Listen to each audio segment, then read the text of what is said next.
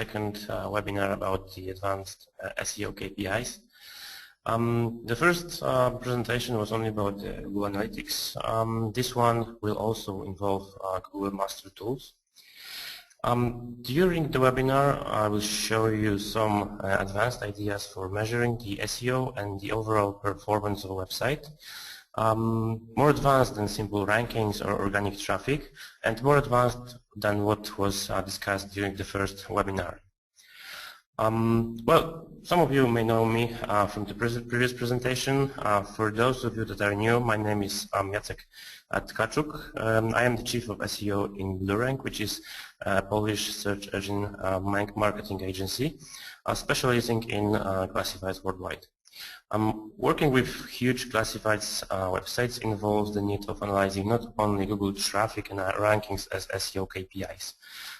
To evaluate SEO performance of websites with hundreds of thousands of pages, we need to look beyond those basic SEO indicators.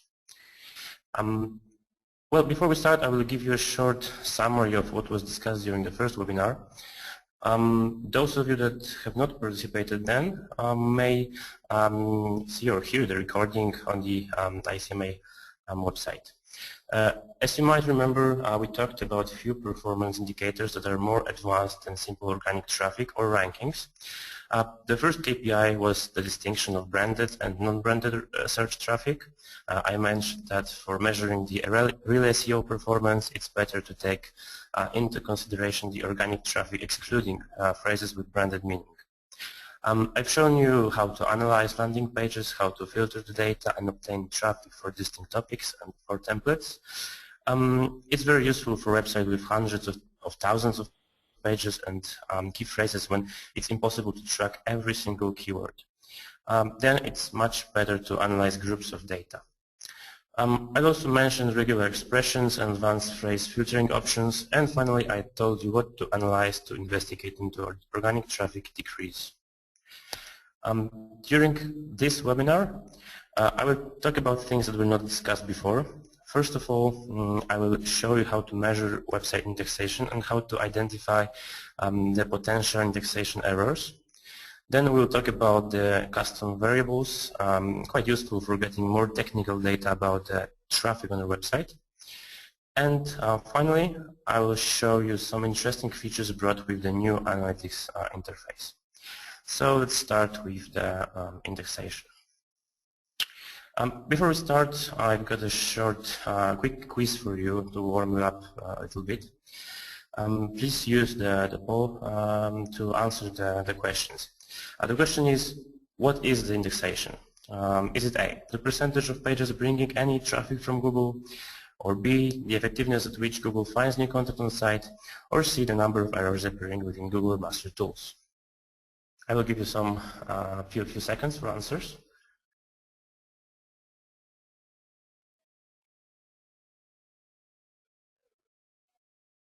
Okay, I think it's enough. Can you see the answers?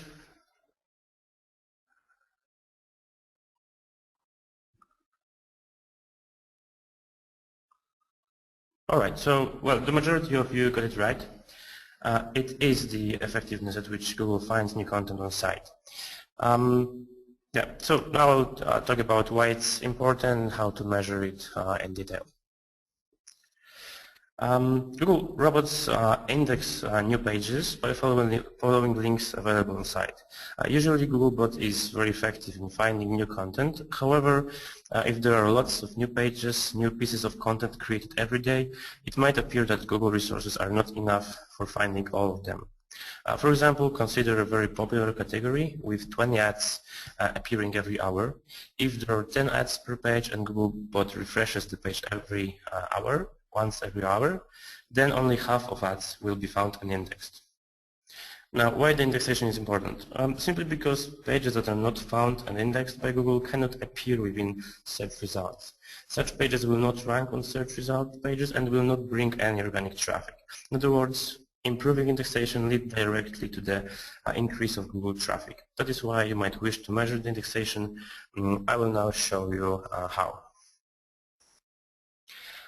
First of all, there are two things worth to consider when measuring indexation. First is the overall performance of Google finding new content. In other words, we would like to check what is the percentage of pages that are indexed with regards to all the content available on the site. The second factor is the speed of indexation, how long it takes for Google to find new ads, new content that appear within the website. And to measure both of those two factors, we've got three basic methods. First, we can do it manually by selecting, let's say, 50 pages and checking their existence within search results. We can use the Google Webmaster Tools and XML sitemaps. And finally, we can use Google Analytics. Now I will show you those three methods one by one. To measure the indexation manually, you only need to search for selected URL with the site command. We can see it on the screen, site, colon, and the URL. If the single page is indexed, you will see it within the search results like here. If the research page is not indexed, you will see appropriate information that the page was not found. As simple as that. The best way to use manual measurements is to select a sample of pages, 20, 50, 100, up to you, and manually check each page one by one. This kind of measurement is the most reliable because you get the real visible data. However, of course, it's time consuming. And there is no way to manually measure the indexation of all pages within the website. You must always rely on a selected sample of data. However, this method is very good for analyzing some special cases.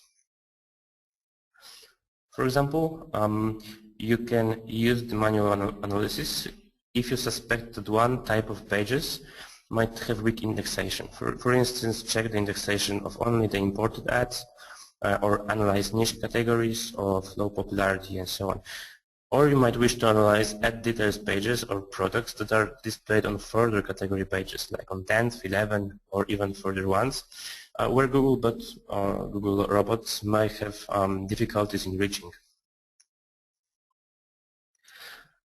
What's more interesting, you can take samples of ads for different submission dates, like in this example. We can see the percentage of ad details pages indexed with respect to their age. We can see that the indexation of ads submitted today is only 30%. Well, Googlebot has not yet managed to index the majority of them. But ads that are older than 1 day have much better indexation, reaching even 90–95% for ads of much longer dates. Thanks to such analysis, you can see the speed and effectiveness of Google indexing your content, and you can apply appropriate changes to improve the situation if it's not good enough. Another method of measuring the indexation, much less time consuming, is the usage of XML sitemaps and Google Webmaster Tools. Before we can go further, another question to you. Are you familiar with the tools application? Do you already use it on the website? Again, please give your answers using the poll menu. In the meantime, I would like to mention that Google Webmaster Tools is a great way of finding out how Google sees your website. So if you do not use it, I recommend to start as soon as possible. Again, I will give you a few seconds for your answers.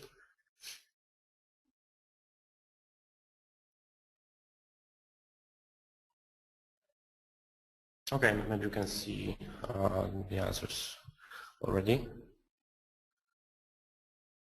Oh, that's strange. I thought it's much popular. It seems that almost no one uses the tools. In general, it's a very good method of finding out how Google treats your website, whether there are any possible problems with indexing and so on. You can type in Google Webmaster Tools within the Google search to find it and follow the instruction to install it on the website. It's free and it's in general very good for seeing how your website is treated by Google. Okay, so but we can go on. One of the things that are available within Google Master Tools is the XML sitemap submission. You can use it for measuring indexation. How to do it? First of all, of course, you should have the XML sitemap files. That's something that the IT department should do. Then submit the sitemaps to Google Master Tools, and after a couple of minutes you shall see the summary of how many URLs are submitted and how many from those are indexed. As simple as that.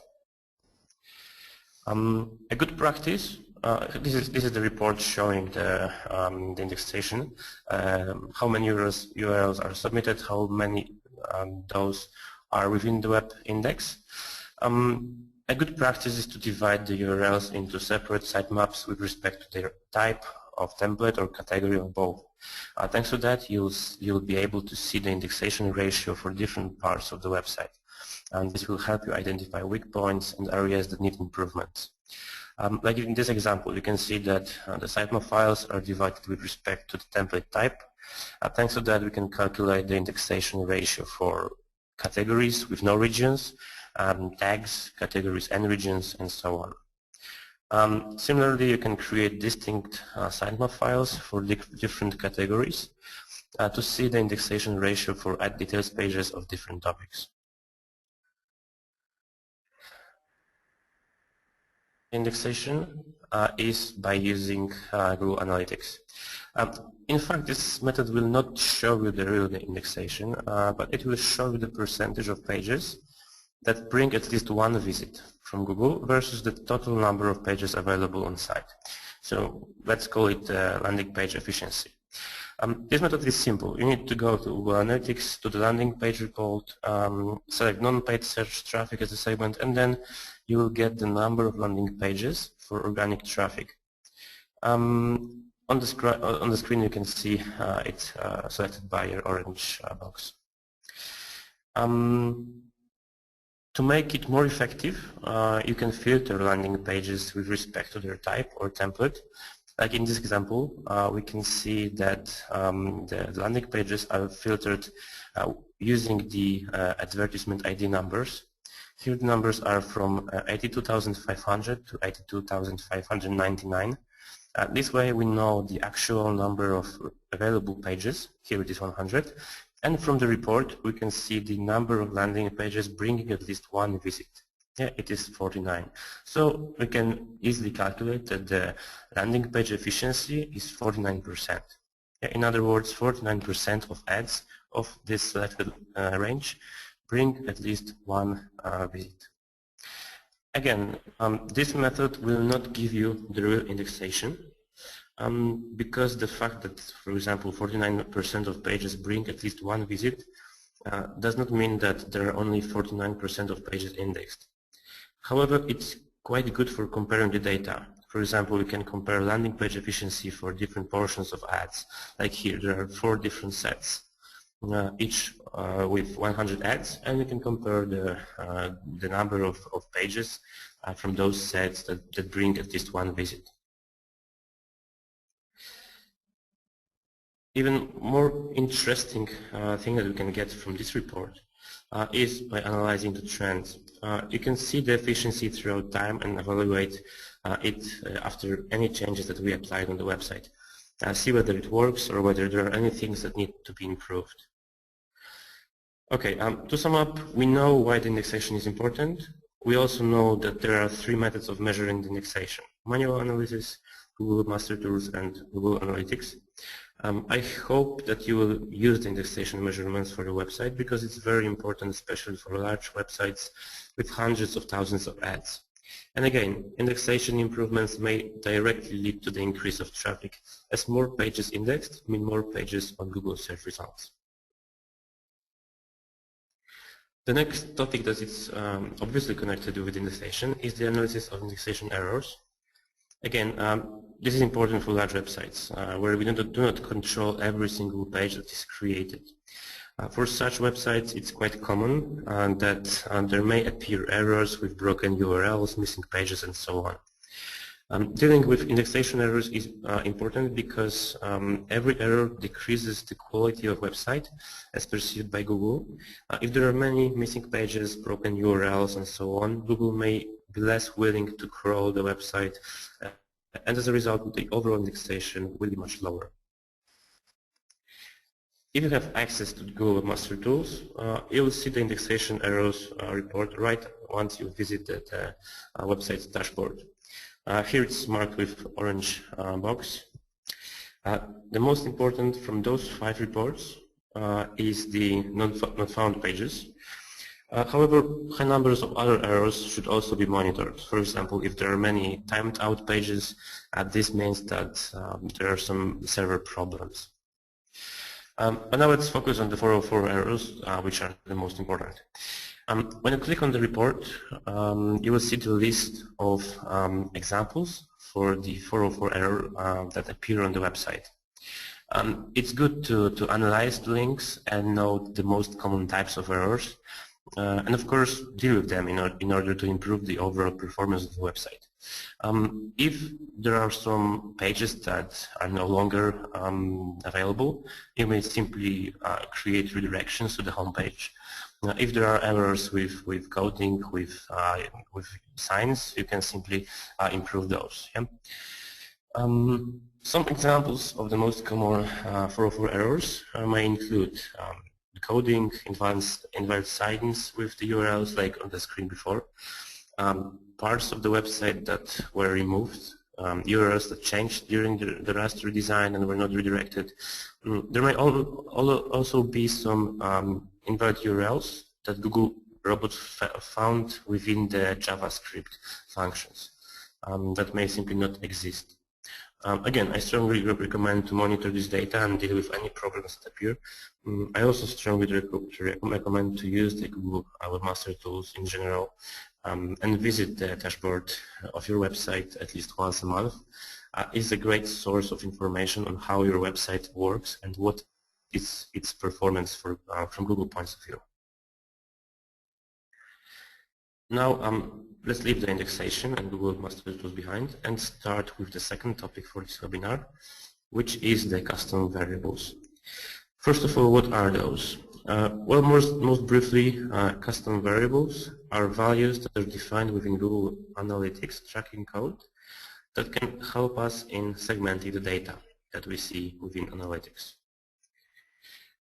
As you might know or remember from the previous webinar, segments in Google Analytics are divided into default and advanced ones. There are many default segments with which you can filter your reports. Examples are search engine traffic, direct visits or mobile users, and so on. You might also create advanced segments by filtering the data. For example, you can see all the non-branded search traffic. You may filter the data for users that entered through a certain set of phrases or pages, and so on and so forth. And now there is a third group, the custom variables. Those variables are defined within the analytics tracking code and can let you track page views, visits, or users with specific criteria defined. For example, you can use the custom variable to define the main category for a page view. Afterwards, you can easily group the data and see which categories are the most popular. I will give you some more examples in a minute. First,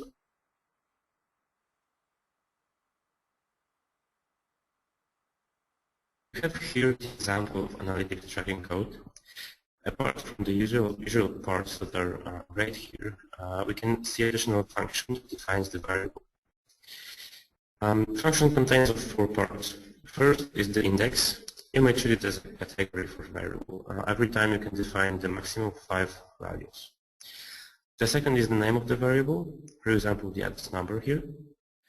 Third is the value, and fourth is the scope of the variable. We have a choice of selecting either a visitor, session, or a page scope of the segment. So in other words, your variable can define a user, a visit, or a page view. Now some examples and general ideas on how to use the variables. Later I will show you more SEO-oriented usage together with the real-life data.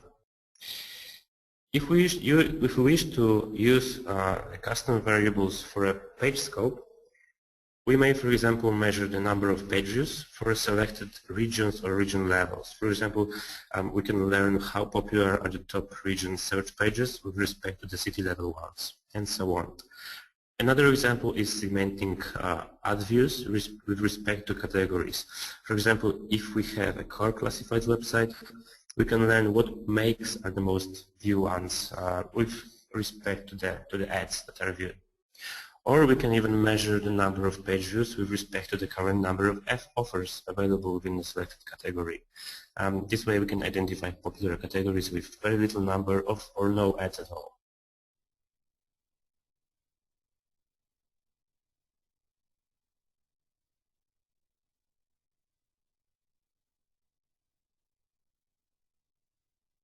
If he logged in or if he placed an ad, we can filter the data with respect to the landing page type or category. For example, we can see what is the average time spent on site for users that entered through main category versus those that entered through some subcategory or lower level. We can also use the custom variables. We can also use the custom variables for usability testing.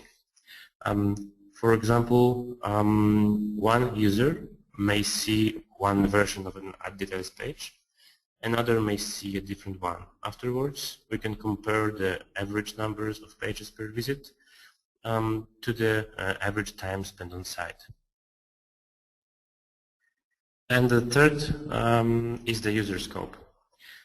The data will be stored across multiple visits of a single user. For example, we can track users that with respect to their member types, or even we can see what the individual users browse, which pages they visit, and so on. If we know their logins, we can store it within analytics and see what they are doing. We may also use the user scope for retargeting. We can track users that once purchased some product or place an ad and then return to the website, see what they do afterwards, and so on.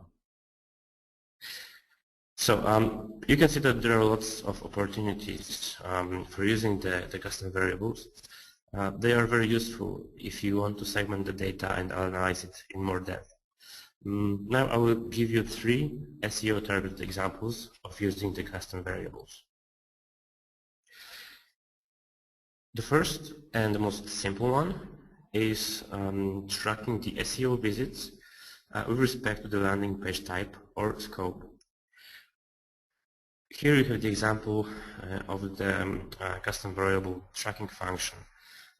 There are 2 variables defined. One is for the category scope or category level. The second one is for the region scope. So whether the landing page refers to a city, township, or the whole country. Thanks to this function, we can segment users with respect to the type of page through which they entered the website. Of course, from organic search results. The first information that you might get from such a report is how many visits there are for different levels of categories or regions. You can compare the data with the initial keyword analysis and see whether there are any things that need to be improved. For instance, assume that keyword analysis shown that the majority of searches are within the second category level. However, the custom variable report shows that the majority of people entered the website through the third level.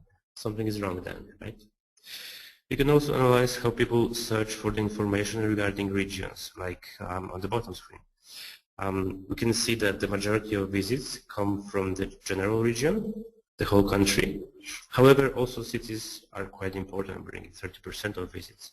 While the visits regarding the voivodeship are the least popular. Only 11 or 12% users come to the website this way. You can also quickly get the information about the keywords that bring the traffic for different types of landing pages. For example, here you can see the most popular keywords bringing traffic for the city level. In the similar way, you can get the list of most popular landing pages for specific levels of categories or regions. Again, useful for comparing the data to the initial keyword analysis to see whether everything is as we planned. And finally, you can obtain the information regarding the quality factors of the traffic.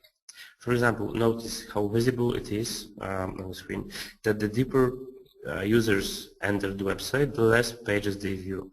I see that the average pages per visit for people that enter through the Voivodeship level is smaller than the one for the regional traffic, by more than 2 pages per visit. And again, the city level is smaller than the Voivodeship by 1.5 pages per visit.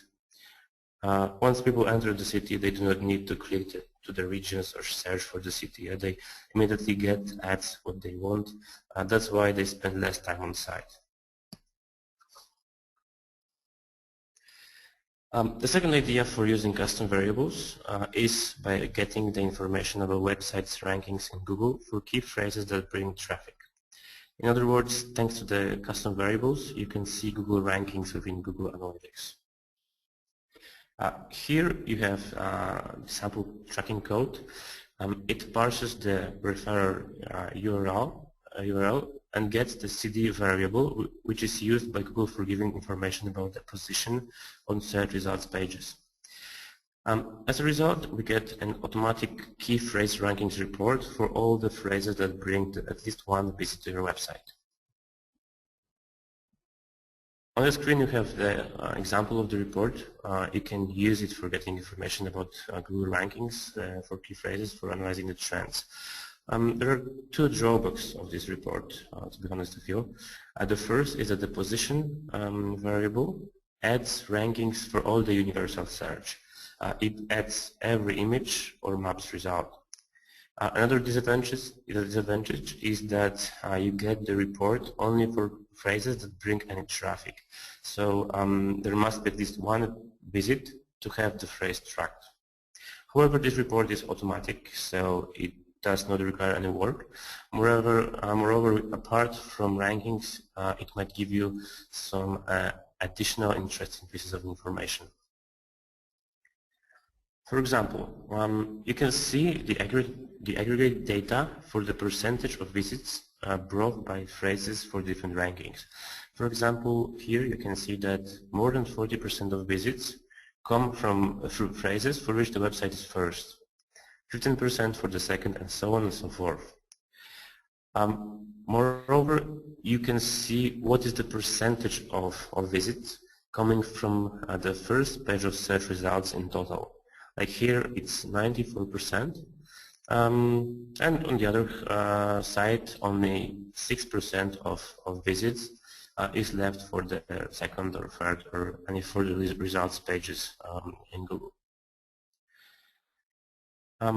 Next interesting conclusion from this report is that phrases on 10th position bring more visits than those on 9th. People are more willing to click on the last result than on the previous one. Furthermore, number of visits drops significantly, and there is not much traffic for further results. And another information that you might get from this report is the overall website strength within the organic search. As we noticed, websites with strong position on the market tend to have more visits from phrases on the top places, the first and second. The share of traffic from further rankings is rather small, so the curve is shifted towards the left-hand side. Websites that are not yet ranking well, that are new or of little or moderate popularity, tend to have a bigger share of visits for places farther than 2. The share of the traffic is distributed more evenly across the top 10 search results. So the curve is this curve is a good indicator of websites' visibility within organic search. Also it's good to analyze the trends to see whether the overall performance is improving, whether it's moving towards the left-hand side or not. Yeah, so this is a good indicator of the overall strength of the website within the search results.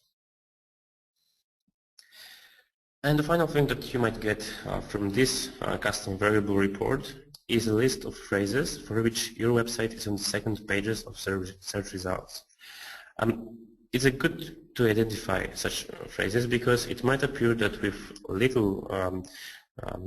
with some external links or minor changes on site, you may easily get to the first search result pages and then increase the traffic much.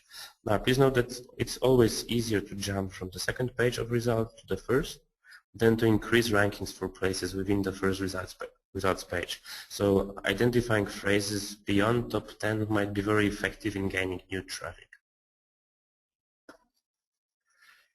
And the last example of the usage for custom variables is the report showing the number of ads or offers that people first see when they enter the website.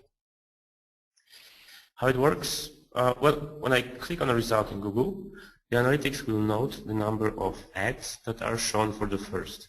In other words, the number of ads that user sees as just after he enters the website. This kind of information may be interesting because of a few reasons. First of all, you can get general information about the number of offers that are shown to users once they enter the website. This information might be interesting because, as you know, people enter the website not only through the homepage or main categories, but also through some minor or long-tail phrases.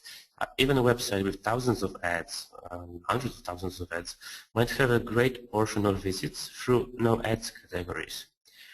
Like in this example, this report concerns a classified website with more than 10,000 active ads and twice as much archived ones.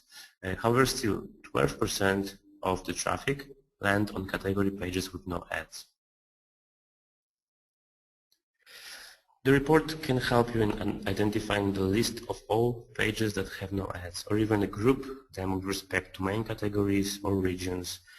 This information may be useful because you might want to, for example, buy new ads for categories that have no data to increase the website's usability and traffic quality factors.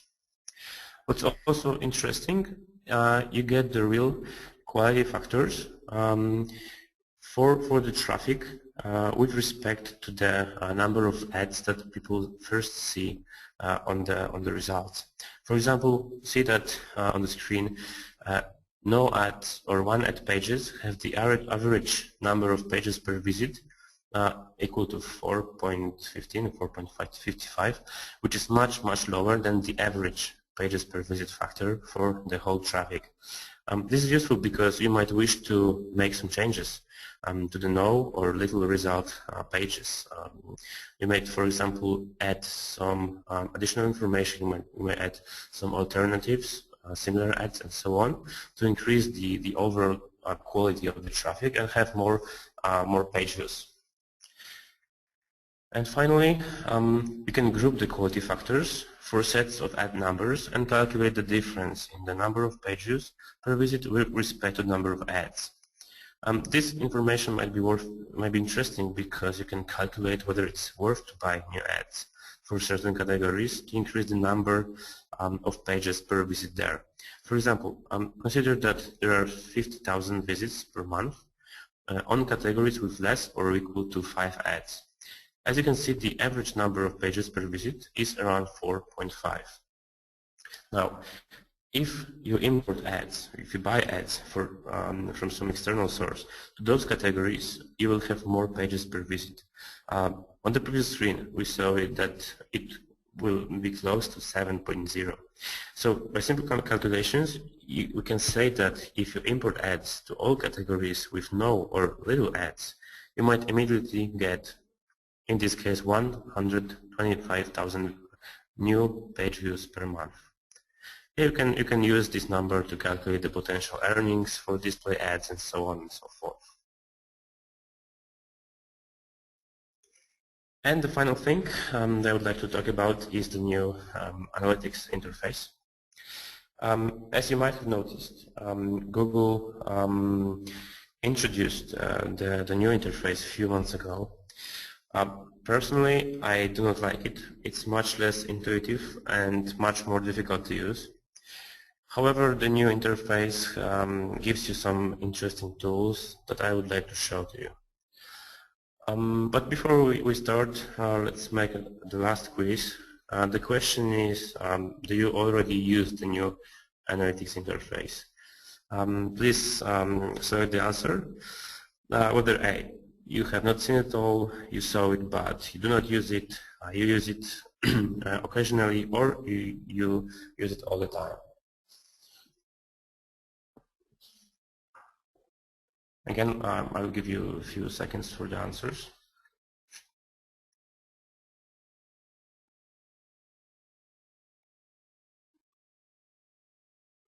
Okay, maybe that's enough.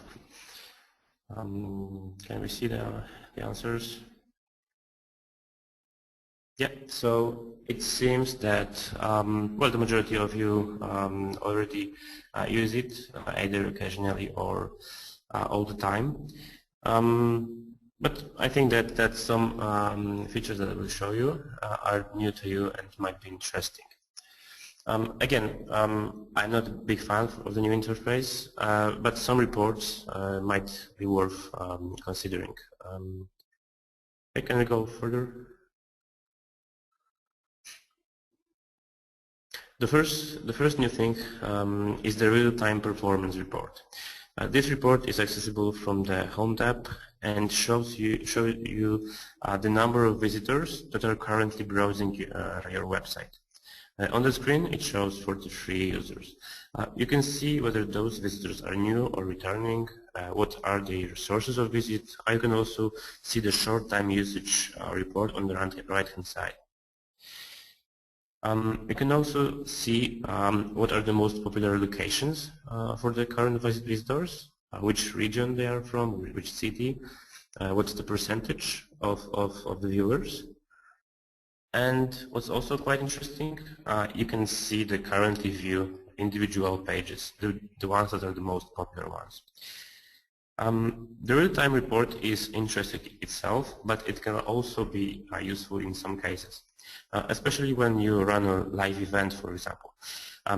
If you run a TV campaign and you know at what time the commercial is shown, you may enter analytics that time and see whether the ad has any immediate impact on the traffic. Yeah, you can see whether there are new users appearing then.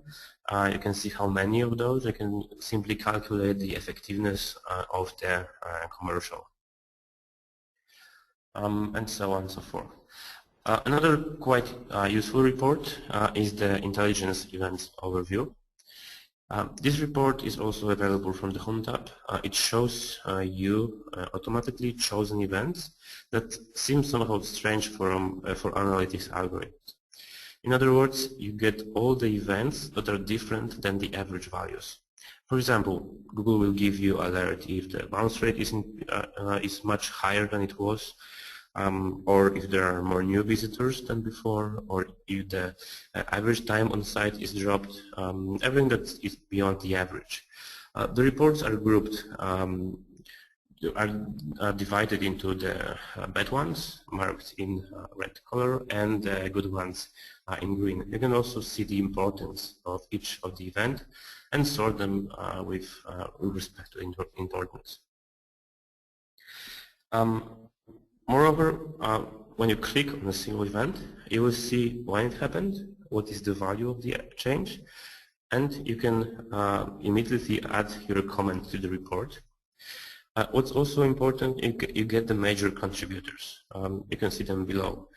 Those are the segments that are most likely to have caused the change that triggered the alert.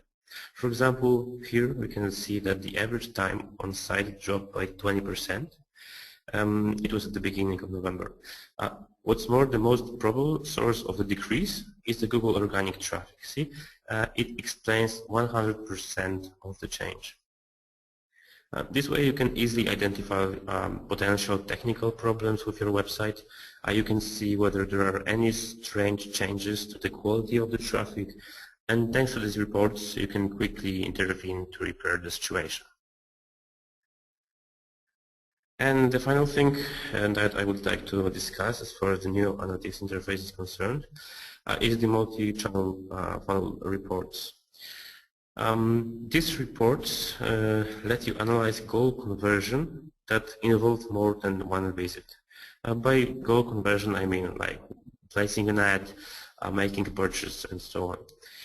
In other words, you can see how many visits from which sources were needed until users converted. For example, you can see how many conversions were caused by users whose first visit was paid, but the last was direct. Or you can measure how many people entered the page with organic, non-branded traffic, but then, before conversion, returned with direct or branded search. So in other words, you can get much deeper analysis of entrance paths and conversion sources. Well, before, when we had the previous interface, you knew what was the number of conversions for the last source of traffic only.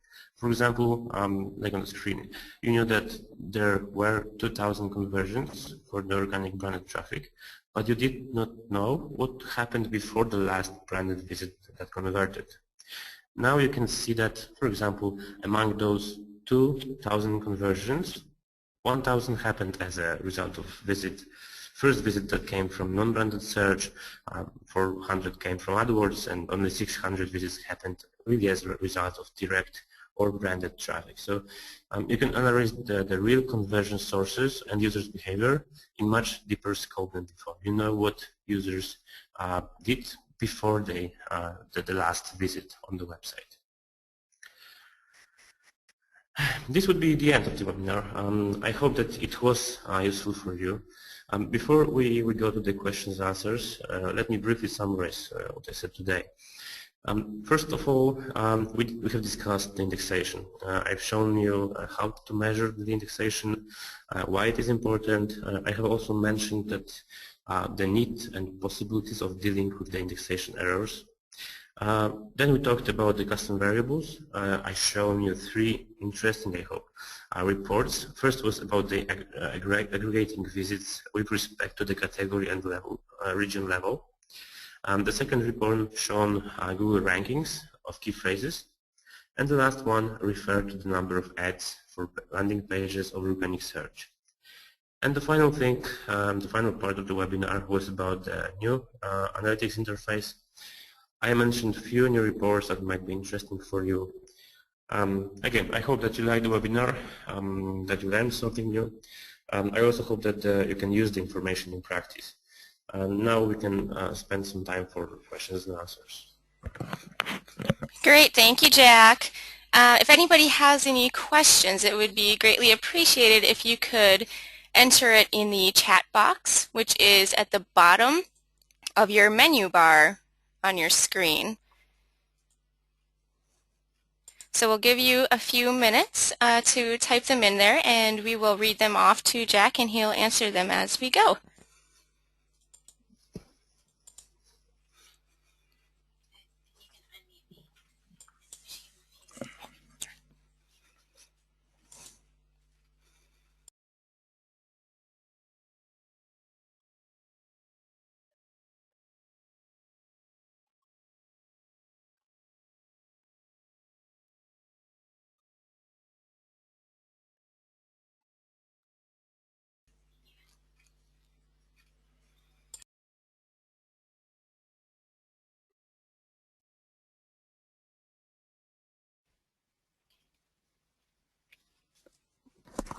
All right, it doesn't look like anyone has any questions. Jack, I think you were very thorough, and everyone understood things quite well. Anyone, any questions? Give you one last chance if anyone has any last questions they'd like to ask Jack before we finish off the webinar.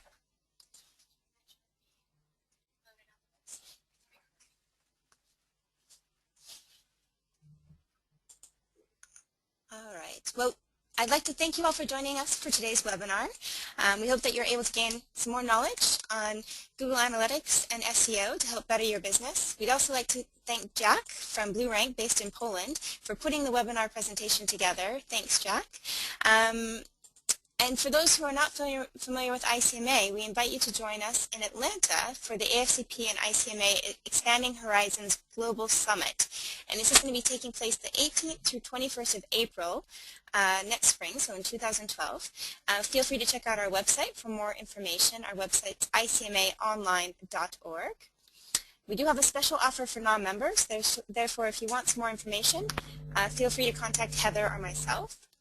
And lastly, we'd like to invite you to take a minute to fill out the survey you'll receive upon logging out of the webinar. This helps us better our services and ensure that we're providing the information that you're looking for. Jack, I don't know if you have anything else to contribute? No, I think that's all. All right. Well, thank you once again for joining us. And we did record this webinar. It will be uploaded to our website in the coming days. So we'll make sure to send out the link to all who participated for those who may have missed the first beginning part. All right. Thanks and happy holidays. And we look forward to connecting with you in the new year. Take care.